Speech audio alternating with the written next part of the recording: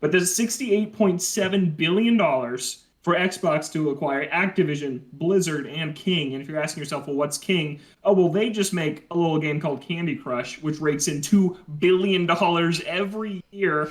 And of course, Activision Blizzard, we're talking games like Call of Duty, World of Warcraft, Overwatch, Diablo, and tons of other properties that will, once the deal is complete, as late as June of 2023, so about a year and a half away, will all fall under the Xbox and Microsoft umbrella. So there is so much to dig into here, not only because of the pure scope of this transaction, but also the baggage that Microsoft inherits in addition to these IPs and employees and studios. Of course, just a couple months ago, Phil Spencer from Microsoft said, we are reevaluating our relationship with Activision Blizzard. Well, they reevaluated it pretty seriously because now they're going to own them. So this is absolutely wild news. We're going to talk about a lot of angles of this here. But before we get into it, Kev, just your general reaction to Microsoft buying a studio for $70 billion. I feel like we were talking about Bethesda just a little while ago, and the fact that $7 billion, that was a huge thing. That was a huge deal. Buying Bethesda for $7 billion and all of their IPs and everything, that was a huge deal. And the fact that they have made a deal more than 7 times that, one, is crazy, and two, just the timing of it all is even more wild. Just with everything going on at Activision Blizzard, and everything still going on. 99% of that stuff has not been resolved, and there are positives and negatives to take from this. You have Microsoft, I would assume, will have to go in there and change the culture. I can't imagine that they would keep people in place. Bobby Kotick will be gone. Yeah. He will be gone the second this becomes official. There's more to be done with Activision Blizzard than just removing him. There's a lot of rot in that company that needs to be removed. And you would assume that Microsoft is in a better position to do that than Activision was, and its top brass that's been there for so long. They wouldn't do anything to change that. But then on the other side, you got people saying, and rightly so, moving towards monopolies in the gaming industry. Of course, this doesn't make Xbox a de facto monopoly, but I wonder how this will set the stage for things moving forward, because if you're Sony, or to a lesser extent if you're Nintendo, I feel like Nintendo's going to keep on rolling along, and then, they're off doing their own thing. They'll pick up studios as they go along, but for Sony in particular, I feel like they're probably going to have to do something. I don't know what that is, but Activision Blizzard has such a huge library of games, both stuff that's being released right now, like Call of Duty, huge, but also even just lesser titles that they could pull out from the back catalog of all of the stuff that Activision has. You'd feel like Sony is going to have to respond somehow. And if we go down that line where they keep on trying to one-up each other, I wonder where we're going to get with third-party studios just being under umbrellas of the big corporation. So we'll have to see, but this is crazy news. Yeah, Zach, your initial impressions. And by the way, congrats. You predicted a big acquisition would happen on our prediction show earlier this month. That was my biggest takeaway, was that on our big prediction show last week, I believe it was, I just said Microsoft was acquisition hungry, and I was expecting something big. There was talks about Discord happening this year, but I had no idea that next week there would be a $70 billion acquisition. So I won't take credit for that, but that was a nice turnaround on one of my predictions that I could just get that out of the way. So that's great. Yeah, this is one of the biggest things that's ever happened in the gaming industry. Microsoft acquiring all of these titles really makes it like the go-to first-person shooter platform. It's now got Call of Duty, Halo, Overwatch, all of that stuff. Doom. Yep. Basically, all it's missing is Battlefield, which is a Call of Duty competitor, but of course it doesn't have nearly the brand recognition that Call of Duty does, and Destiny, which is still, Apex. Apex, which is EA. So there's some other stuff floating out there that might get scooped up by Sony, because like Kevin said, Sony has to respond. Because if Sony does nothing, then Microsoft is just going to keep making more and more money. So Sony has to respond in some way, probably by acquiring new third-party studios. And that rumored Game Pass competitor that they are working on might also be a good way to start combating the now growing empire that Microsoft is creating. So I don't know, but yeah, this is definitely huge, and this is something we're going to be, talking about and hearing about for the next year until the deal closes, and then eventually down the road, we're going to be seeing ramifications of these Activision Blizzard games becoming Xbox exclusives. I don't know if things that have already been announced, like Overwatch 2 or any Call of Duties that are currently in the making, those have already been stated as coming to multi-platform, but things that haven't been announced, very likely just going to be Xbox exclusives down the road. So we'll see how that pans out. But I'm very excited that all of this stuff's probably coming to Game Pass as soon as this deal closes, which is exciting. Of Call of Duty and Game Pass, I feel like that's a pretty big part of this in terms of the more casual gamers, because Call of Duty is such a huge game, both on Xbox and on PlayStation. But from numbers that were floating around, Call of Duty is the number one selling game on PlayStation. Like it's like their biggest game, and it's not even theirs. And even if it stays multi-platform, where they bring it to PlayStation as well as to Xbox, if you tell just a casual gamer that plays Call of Duty, maybe a couple of sports games and one or two other things, if you tell them that instead of buying a PlayStation where they're going to have to drop $60 or $70 on this new game to play, that they can just buy Game Pass and then just have it there forever. Yeah. That is a big deal. And I feel like a lot of people will just move to that. It'd be like way easier than just buying these new games. It'll just always be on there. And then you have more people moving over to Xbox instead of on PlayStation. Yeah, it's I don't think it can be overstated how big of a piece of news this is. I see people like saying, "Oh, it's just like Bethesda." I think this is significantly larger than the Bethesda acquisition, and the price tag is all you need to see to know that. And you look at something like Call of Duty. Call of Duty is not only the best-selling game, like I'm saying, it's a gateway to an entire console of games. Anecdotally, I know many people who have a PlayStation just for Call of Duty. That's how it started. And then they have PS Plus because they need it to play online. Then they get Spider-Man on PS Plus. They get The Last of Us on PS Plus. And all of a sudden, you have turned from a Call of Duty fan into a PlayStation fan. It is Call of Duty, 2K, FIFA, these sports games and shooters are the way that people start with games and then get deeper into them. Unless you're in the top 1% of enthusiasts like us that know and play everything. For the most part, people whose gaming is their number 2 or 3 hobby, those are the games they play to get into this ecosystem. So I think it's a huge deal that those are just going to be on Xbox now. And for the last generation, the PS4, Xbox One generation, Call of Duty specifically was practically a PlayStation exclusive because it had this timed DLC that was exclusive to that platform that by the time it came to other platforms, people were already looking forward to the next Call of Duty the next year. So people were mostly playing on PlayStation. Now we're going to see that audience totally migrate over to Xbox. And that's just Call of Duty. That's not everything else that falls under this umbrella. And I actually have a different take than you guys. I don't think that Sony necessarily needs to respond. I don't think this was a move for Xbox to stomp PlayStation into the ground. Phil Spencer had a quote last year saying basically we don't view Sony and Nintendo as our competitors. We view Amazon and Google as our competitors. And our Xbox is this arm as Microsoft as a whole. Where yes, Sony does other things, but the Spider-Man movies, other movies, and PlayStation are really its big money makers. And then Nintendo is just Nintendo. So I think that this move, I don't know how much it's going to impact PlayStation in terms of we need to go buy Capcom, we need to go buy Sega or Square Enix. I think that their IP is recognizable and strong enough that people will continue to buy PlayStations. I think they're going to be fine personally.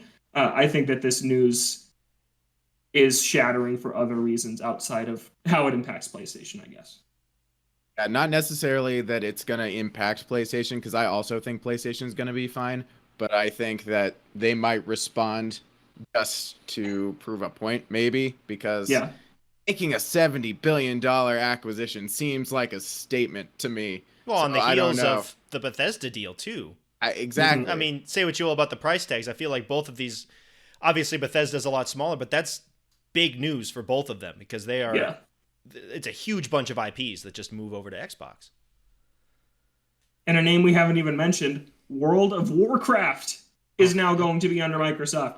Another just absolute cash cow that they have in their pocket now that could in some form come to Game Pass. This online MMO that's been subscription based for 20 years that now could be included in some form on PC Game Pass or maybe even console Game Pass. There's so many things to unpack, and they're not going to be able to talk about any of these plans for a year and a half until this thing is actually finalized.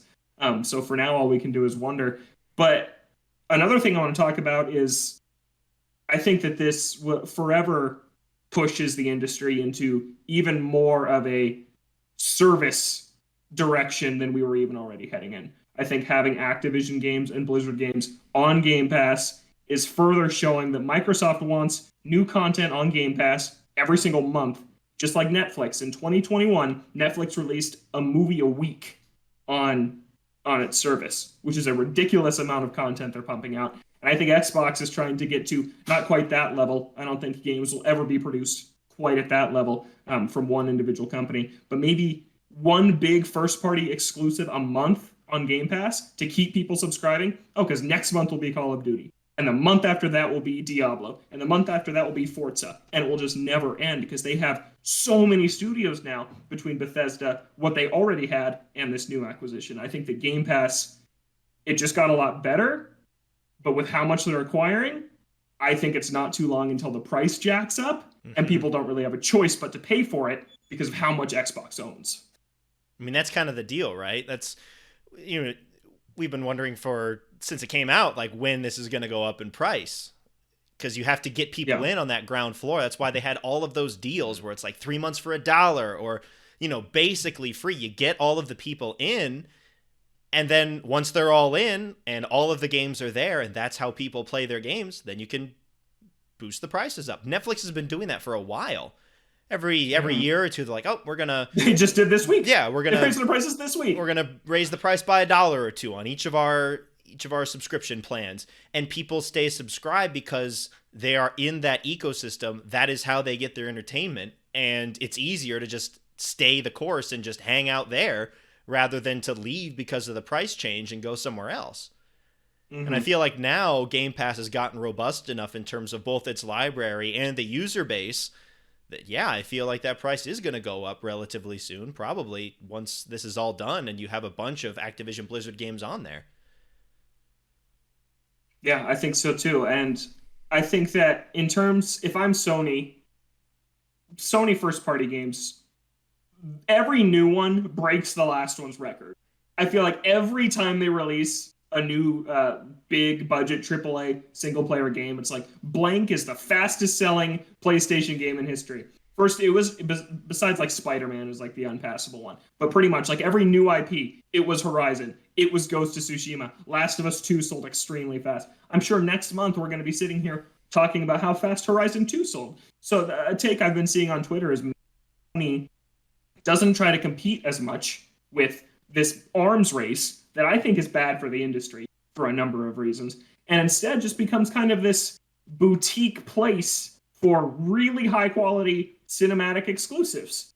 I don't think that's a bad place to be. You could have this arm of it is PlayStation, where you're getting these IP that they're growing all the time that people care about. You've got Nintendo, which also has their farm of IP, and it's kind of the family angle. And then you have Microsoft, which is turning into catch-all of all the casual games, pretty much. Activision makes so many, like, Call of Duty is what I'm calling a casual game.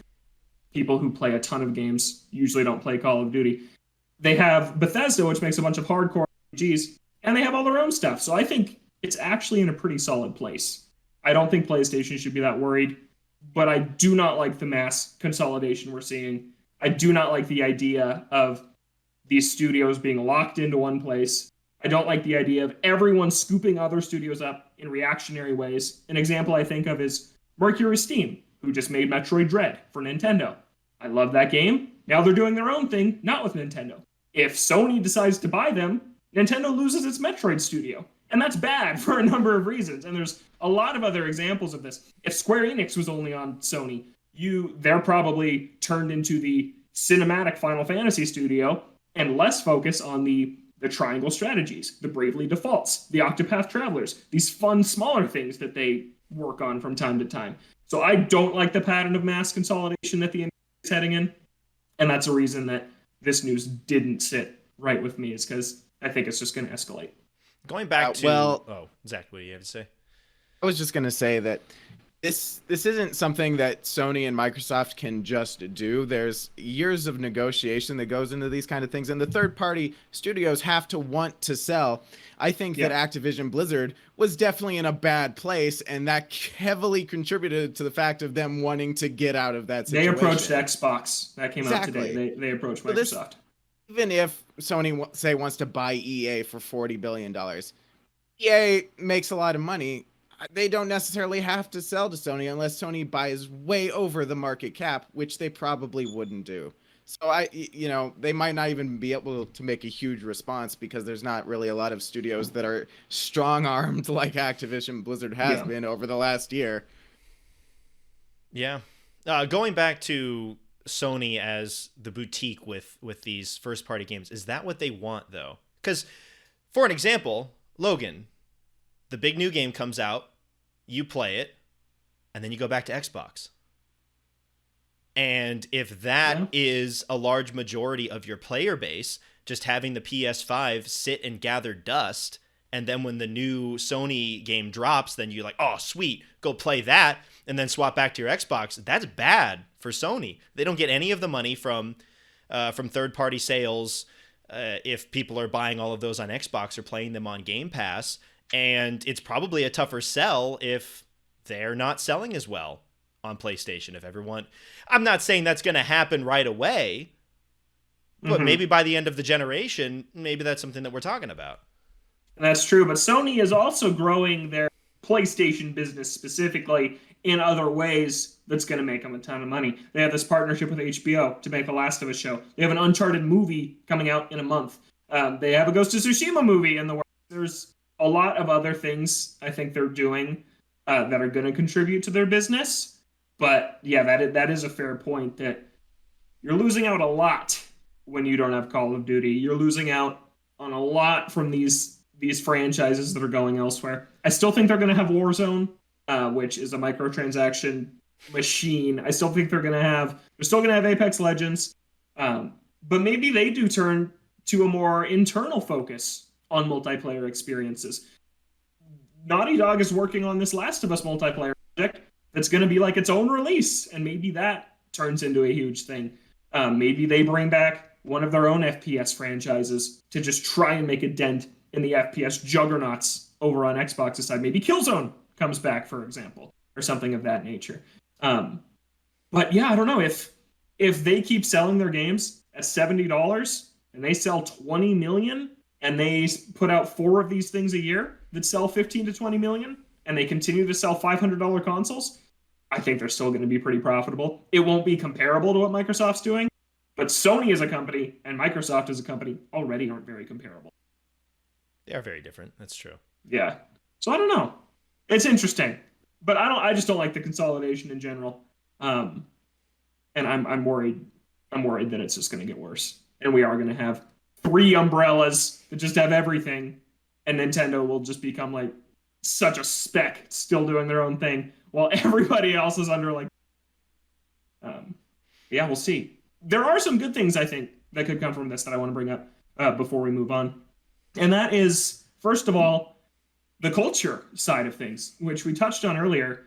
But Xbox, this is a big risk for Xbox because of the baggage they are taking on, and their reputation could be soiled if 3 years from now, reports come out about how nothing has changed at Activision Blizzard after the Xbox acquisition has well and gone been complete. So it is really on them. They're in the public eye to make changes, and I believe they will. So I think out of all of this, ignoring the exclusive games and the new deals and all of that, I think the best thing that could come out is better working conditions for all involved at Activision Blizzard and King, because it's been a horrible year in the news cycle for them. It's been worse there for much longer than that year. And so I think there's probably some relief, but still some skepticism of being acquired by another multi-billion-dollar company instead. Yeah, it could just shift to who who's doing it. You know, you get a new group of people in, and it could be the same thing. And I also hope that it isn't like, oh, Microsoft is here, that means we're saved, and then Microsoft is just like, so you won't be needing those unions anymore. I think that video games very much need to move to that. Not just Activision Blizzard, but basically everybody. Everybody in the gaming industry is getting taken advantage of for the most part. And I hope that Microsoft doesn't come in and be like, all right, we're solving the culture problem here, and take that opportunity to try and quash what has been going on there, to try and get that groundswell of support to unionize there. Because once a big company like Activision Blizzard goes, I feel like that could be a domino effect for a lot of other companies to say, like, okay, it's possible now. We can do that as well, and work for better working conditions for all these developers. Yeah. And then the last thing I'll say, the last topic I was thinking about that I think this could be good for really a lot more of the hardcore video game fans is I think that we see franchises come back that Activision would have never paid any attention to on their own. Spyro 4 never happened after the trilogy because Activision just decided not to, and they didn't make it. Toys for Bob, who made the Spyro trilogy, and then Crash 4, became a Call of Duty support studio. Vicarious Visions as well, I think. Yep, after making the Tony Hawk games, they were dismantled into Call of Duty support. And so I think there's a ton of series that we could see come back. I think you could see, you got Sledgehammer, Treyarch, and Infinity Ward as the big three Call of Duty studios that each churn one out every third year. I think Call of Duty's time as an annual series is over after the Xbox acquisition. So. I think that you see Treyarch seems to have the best track record. They make the Black Ops games, which are generally the better received ones. I think they become your Call of Duty studio. And the other two maybe get to go and do some new things. So Guitar Hero, who knows? Maybe they bring that back in some form. I think that there's a lot of good that could come games-wise from this. Activision has been so hyper-focused on the billion-dollar cash cows that they have not made really anything smaller. A few things here and there over the last, but I think that we could see some stuff come back. Yeah, definitely looking forward Crash to Bandicoot and Spyro on Xbox is going to be jarring. Yeah, originally Sony IPs. Those are not Xbox platform games. That's weird. We'll see. But yeah, hopefully Microsoft will take advantage of a lot of those dormant IPs or things that Activision just didn't want to work on. And I'm sure that they want to, because that just extends their library out even farther. And that's kind of the different philosophies of having a service like Game Pass or just making games. Because if you're making games, then you're just like, all right, we need to make money on this game, or we need to make money on this microtransaction. Whereas if you've got Game Pass, it's like, well, if they've already bought in, we're just trying to draw more people in, which means a wider variety of games to entice more and more people into the service. And I feel like that's a very different way of going about it, and probably would help in getting a wider range of games to come out of Activision than before. Mm-hmm. Yeah, so we've only scratched the tip of the iceberg on all the ramifications of this deal. It's absolutely massive. I think it's hands down the biggest thing. It'll be the biggest thing of the year. We'll look back and there won't be a story bigger than this one this year. And it's one of the bigger stories we've ever talked about on the show. Maybe the biggest. So how fitting that it happens the week of episode 200. Kind of cool. Yeah, worked out.